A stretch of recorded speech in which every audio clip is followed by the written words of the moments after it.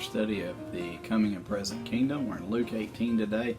If you have your Bible, I hope you'll grab it, or at least maybe open up your phone, because I really wanted to teach every single story that was in this chapter, and ultimately decided to combine two of them because I think they're conveying a singular principle in the matter of faith and prayer. And as we look at this, remember, Luke is telling his readers that the Messiah, the promised one of Israel, the one come to sit on David's throne forever and ever, the one who has come to make all things right, Luke is telling his readers he has come, and he is the person of Jesus. And then he begins to tell them that not only is he the Messiah for the nation of Israel and the Jews, but he's the Messiah for the whole world. And you find that theme consistently throughout the book of Luke as Luke writes and as he conveys. In fact, from the very beginning, if you remember, he's writing to a non-Jew. He's writing to a Gentile.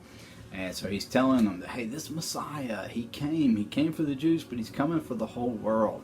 And so he takes these stories of Jesus and he frames them in such a way, and he chooses the stories that he knew or heard or saw or observed, and frames them and writes them in such a way that we all can begin to picture this reality. So we're in Luke 18. As I said, it's full of great stories, and I wanted to teach them all, but ultimately decided to do the first two, probably just because they came first. So here we go. Chapter 18, verse 1. Then Jesus told his disciples a parable to show them that they should always pray and not give up. He said, "In a certain town there was a judge who neither feared God nor cared what people thought. And there was a widow in that town who kept coming to him with the plea, 'Grant me justice against my adversary.' For some time he refused. But finally he said to himself, 'Even though I don't fear God or care what people think, yet because this widow keeps bothering me, I will see that she gets justice, so that she won't eventually come and attack me.' And the Lord said, 'Listen to what the unjust judge says. And will not God bring about justice for his chosen ones who cry out to him day and night? Will he keep putting them off? I tell you, he will see that they will get justice, and quickly. However, when the Son of God comes, will he find faith on the earth?'" Then the next passage that we're going to read is verses 9 through 14, immediately following. "To some who were confident in their own righteousness and looked down on everyone else, Jesus told them this parable. 2 men went up to the temple to pray, one a Pharisee and the other a tax collector. The Pharisee stood by himself and prayed, 'God, I thank you that I am not like other people, robbers, evildoers, adulterers, or even like this tax collector. I fast twice a week and give 1/10 of all I get.' But the tax collector stood at a distance. He would not even look up to heaven, but beat his breast and said, 'God, have mercy on me, a sinner.' I tell you that this man, rather than the other, went home justified before God. For all those who exalt themselves will be humbled, and those who humble themselves will be exalted." Now, I don't know if Jesus told these two stories in succession, but Luke wrote them in succession, and I think it's because he's framing a principle here around Jesus' teaching on prayer and Jesus' teaching on faith and prayer. And as I thought about this, I realized this reality that faith and prayer are really and truly partners forever. If we believe that God is able to do something, and yet we don't ask God for that move, that opportunity, that place, that event, then do we really believe that? Or are we expecting our own force, our own will, and our own abilities to bring it about? And so as we look at this story, the first thing we see, the first comparison, is the unjust judge with a just God. In verses 2, 4, and 5, you see how the unjust judge is portrayed. He says, "I don't give a rip about anybody. I don't care. I don't care what anybody thinks. I don't even care what God thinks, because I'm not even certain God exists." So this guy's making this claim that he doesn't care what anybody thinks, all right? That's his claim. Jesus' claim about God is found in verses 7 and 8, where he says, "The God who chose you." Now, it's not about a person who doesn't care. It's about a person who's very intimately involved. Let me read it to you. "And will not God bring about justice for his chosen ones Okay, and the picture there is not of I pick you and not you, but I have chosen you. I have made you. I've created you. I've formed you. I brought you into being. I chose for you to be here. I chose for you to be alive, and I'm going to intimately involve myself with you. The judge, on the other hand, he can't be bothered by anybody. He didn't create anything, didn't do anything, doesn't want to know anything about anybody. Just get him out of the situation. But Jesus is saying about God is that we are his chosen ones, okay? And this is not to elimination, but this is to inclusion. That we are his chosen ones. We're created by him. We're formed by him. We're brought into the world. And it's because of him that we can have this relationship with God. So he says this in verse 8. He says, will he keep putting them off? Or verse 7, will he keep putting them off? And he says, I tell you, he will see that they get justice and quickly. So the judge said, I don't care. And he told the woman, get out of his face. I don't care. Get out of my face. I don't care. Get out of my face. Jesus said the opposite of true is true of God. He cares and he wants to hear. And not only does he want to hear, he intends to answer. He intends to respond. He intends to do on our behalf. And so this is just a quick contrast of the two different power brokers, if you will, in this situation. The one power broker is a guy who doesn't care, the judge. The other power broker is God, who has created us and therefore does intimately care about each of us. So that's one picture in this story. The second picture is the picture of the widow. Let me remind you a little bit of something about widows in that day and time. She had no one to appeal to. She had no legal standing in society. If her husband was dead, she didn't have a brother to take up her case. She didn't have a father, an uncle, or some other relative, because if she had, and had they cared, they would have been taking up her case for her. But she didn't. She was all alone. She has no one to appeal to.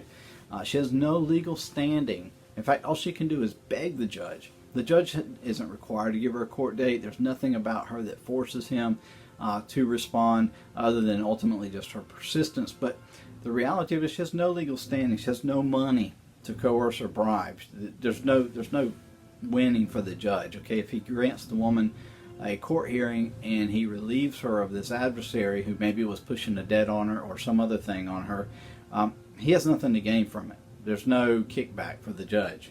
All she could do was show up. In fact, the scripture tells us in the story, Jesus says ultimately, the judge gives her what she wants because her showing up proved to him or revealed to him he thought she was unhinged. Look what he says. Let me read it to you because and the NIV does a beautiful job here, I think, of capturing this feeling that's happening in this story. He says, I will see that she gets justice so that she won't eventually come and attack me. Now, he's not saying this woman's going to come and ruin my reputation. She had no way of doing that. If she had, she probably would have already done it. He is simply saying this, everywhere I turn, this woman is there, and ultimately one day I think she's going to come unhinged and think she's going to come after me. Maybe she's going to come after me or my family, I don't know. But he becomes concerned about this woman's mental stability, and I think that's that is a interesting way for Jesus to form and teach a subject of prayer. Because the reality of it here is that we find ourselves often coming to God with legal standing and bribes or abilities or things that we think we have, which is why I think Luke takes the next story and he kind of butts it right up against it because he wants to contrast it. And the next story is the story of the Pharisee and the tax collector, right? Because a lot of times, I don't know about you, but I show up in front of God and I say things like, you know, God, look at me, look at my family, look at what we're doing, look at our situation in life. You know, don't we deserve a little something, a little something for us, a little goodie? Maybe you're a child and you had a difficult week with your parents, and maybe you want something out of your parents, a trip or a permission to do something. And so for a week, like you go out of your way to make sure that you don't cause any issues. You do chores, you do extra things. You listen when they talk, you pretend to be interested, all those things that you know appeal to your parents and they're looking for.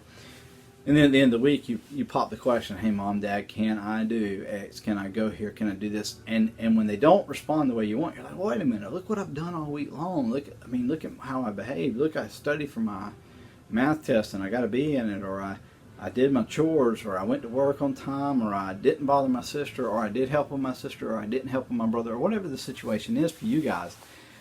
You know what you do. You know what I do. I know what I do. And so this is the illustration that comes immediately after it. Jesus says 2 men go up into the temple to pray. There's one that's a Pharisee and one's a tax collector.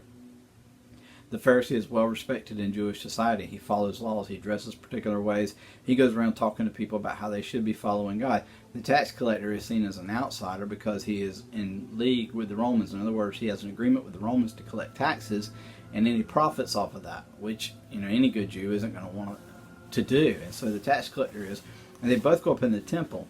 And while they're in the temple, the Pharisee looks over and he sees the other guy and he says, "God, I thank you. I don't look like this guy." And I can't tell you how many times I've been in church and how many times I've been part of this in church, but I can't tell you how many times in church I've heard from the pulpit or I've heard from a stage or something. "God, I thank you. I'm not like this other guy. I don't dress like that. I don't go to that movie. I don't listen to that music. I don't this. I don't. And then Jesus drops a bomb. Because everybody would have gone, see, they get the idea, the widow thing, okay, yeah, I get it. Okay, she poor miserable lady, she needed help. But Jesus immediately catapults that story into another story, or at least Luke presents it that way, that the things that we think that we have that put us in good standing with God actually don't put us in good standing with God. What puts us in good standing with God is dependence. What puts us in good standing with God is faith. What puts us in good standing with God is hope. What puts us in good standing with God is not promoting ourselves, but rather seeking Him. So the tax collector sits over there, and literally the position that's described as a person who's just doing like this, like he's in deep sorrow, he's in regret, he's in whatever his situation is. He doesn't like his life. He's an outcast. He's miserable. He's working for the Romans. He's hated by probably his family. He's definitely hated by the rest of the Jews. And he looks, he's like, "God, here I am, and I'm trying to do the best I can, and I just feel like I'm failing on every turn, and please do something. Help me out. Help my family. Help my friends. Whatever the situation is, be merciful to me. Just do something I don't deserve." And that's the way that I'm supposed to pray, and that's the way that you're supposed to pray. But I got to tell you, it gets a little sticky sometimes, because a lot of times I want to present myself in prayer and say, "God, look at me, and for 5 days in a row I've read my Bible, and for 8 days in a row I've prayed, and I do believe these certain things, and by the way, God, I believe X doctrine, and a lot of people don't believe X doctrine, and a lot of people don't believe this, and a lot of people don't believe that, and I look over here, and my friends are watching movies that they shouldn't be watching, and I'm not even doing that, and they're listening to music they shouldn't listen to, and they're dressing and going and doing all these things." That's not me. So God, give me a break. Let me read the end of it and what Jesus had to say. "I tell you that this man, the one who said, 'God help me,' he's going to go home." And the word there is justified, made right with God. "For all those who exalt themselves will be humbled, and those who humble themselves will be exalted." The word justified there implies that when this guy went home, peace. Peace. And the reason he had peace, I believe, the reason he had peace is because he had faith and he gave his issue to God. See, so many times we don't have faith, and so we keep the issue, and instead of presenting the issue to God, for example, maybe a relationship issue, maybe a fear issue, maybe a sin issue, instead of presenting the relationship issue to God and saying, "God, I like this person, they don't like me," or "This person likes me, I don't like them," or "God, I'm in this relationship with this person, it's a little rocky and I don't know what to do."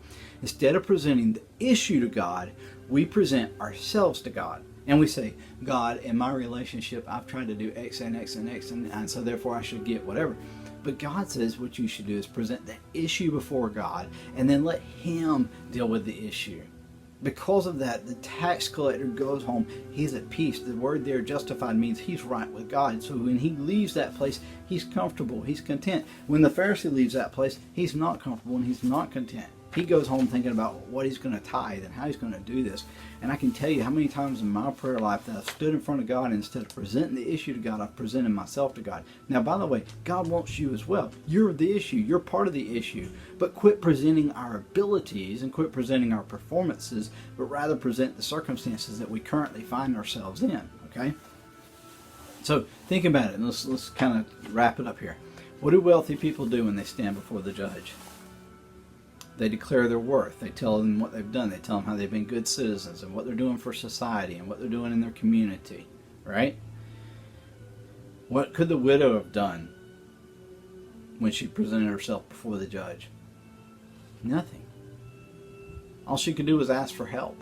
And so that is the picture that we find for us for God. If we understand our need, we'll not go anywhere else. And so we and you and me and I, all of us, we need to present ourselves before God and ask Him to intervene on our behalf. And I don't know what maybe it may be in your life and what exact circumstances they are, but if you're a teenager, I can imagine some of them, just uncertainty, insecurity, all of those things. If you're a parent, hey, guess what? We got the same things.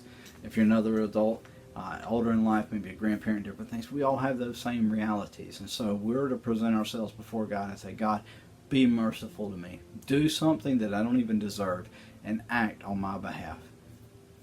I trust that God will help you with that as you depend upon Him. Thank you.